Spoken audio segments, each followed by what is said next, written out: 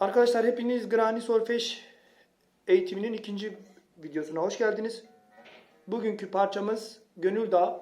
Gönül Dağı Granny'de nasıl çalınır? Tekrar mızrapımız alt üst. Arada 2-3 bir alt yaptığımız oluyor. Onu da zamanla kavrayacaksınız zaten. Öncelikle bir çalayım, duyun nasıl olduğuyla alakalı. Yavaş çalacağım.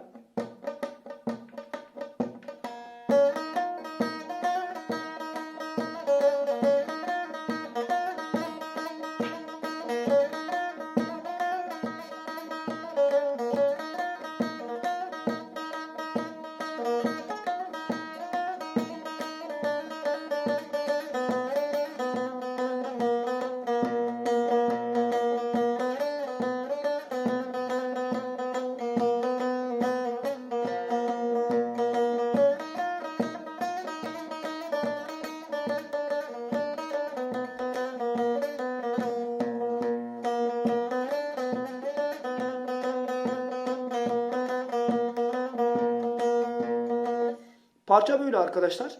Dikkat ederseniz önce normal düz başladım.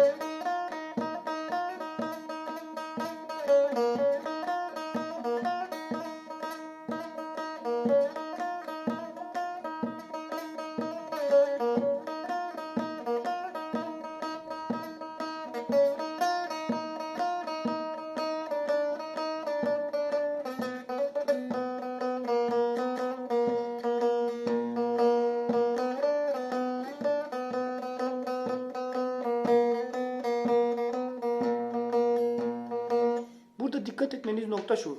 2 defa, 3 defa şu figür yapılıyor. Dikkat edin.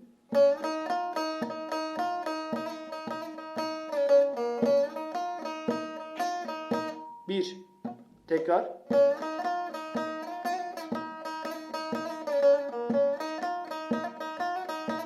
İki.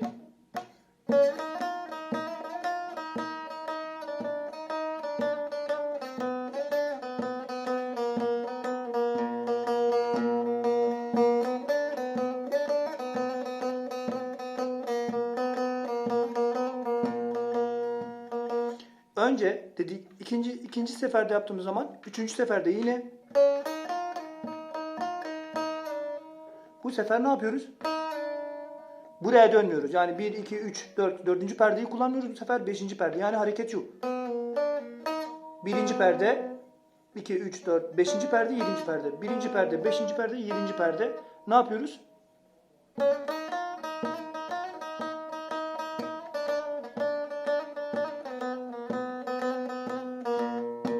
Tavır değiştiriyoruz.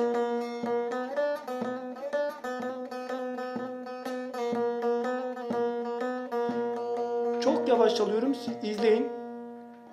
Tekrar. Birinci sirkülasyon.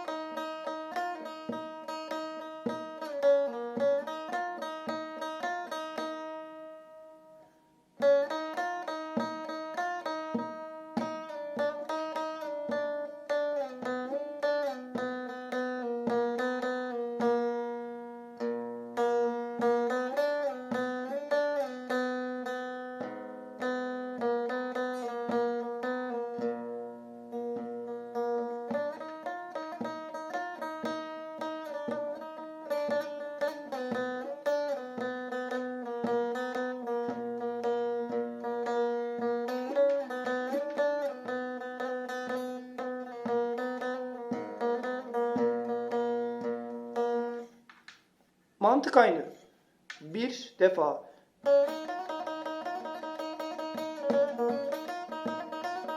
Bir. Bir daha.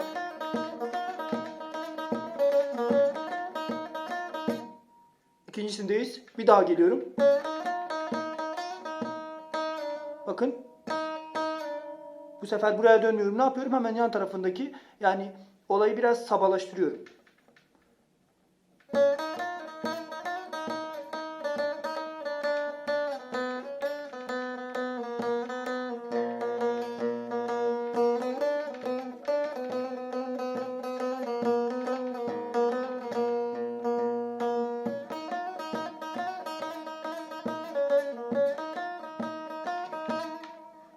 Süslemeyi unutmuyoruz.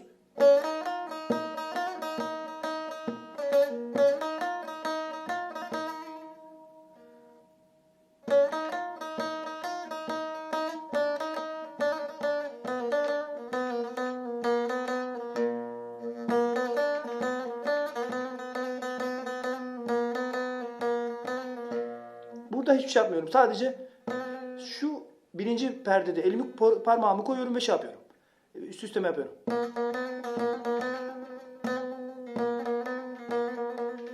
Vuruyorum.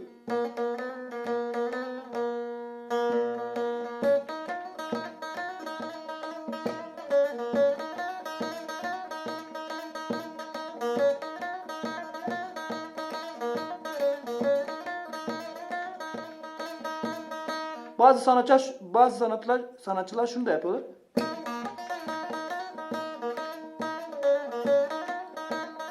Tekrar yapıyorum.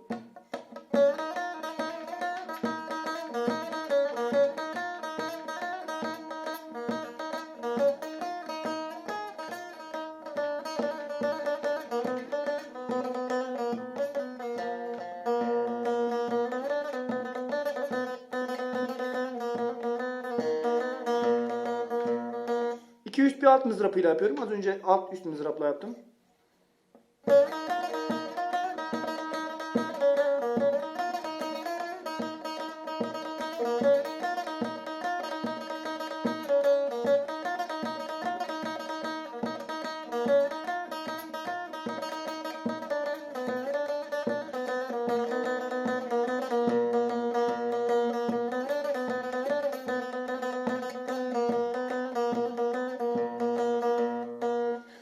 Genel anlamıyla mantık bu kadar, böyle arkadaşlar.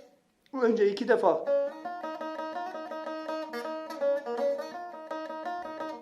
yaptıktan sonra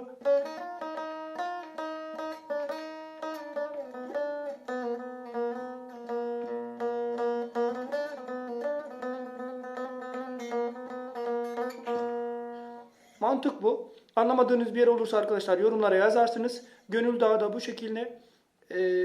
Çok zorlandığınız noktalar varsa altında şu saniyeyi belirtirsiniz. Ben de bakarım, tekrar sizin için Gönül Dağı'nın bir daha ikinci videosunu çekeriz.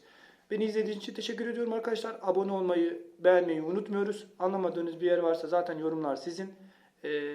Yunus arkadaşımızın isteğiyle bunu yaptık. Kendisi sıkı takipçimiz, güzel öğrencilerimizden. Hep etütlerini yapıyor.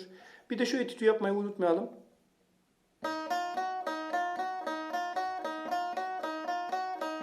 Alt üst.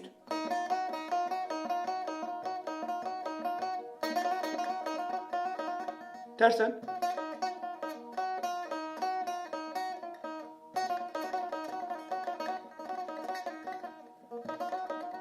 Çünkü lazım oluyor, görüyorsunuz. Bakın.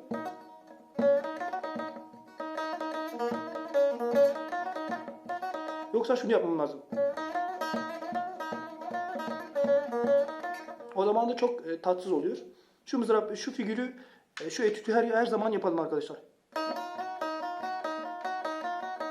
Parmaklarınız ağrıncaya kadar yavaş yavaş.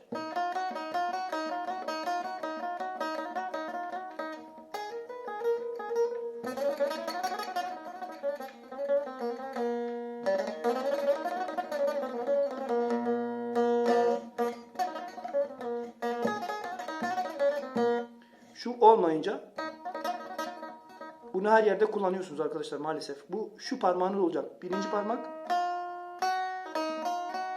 şöyle.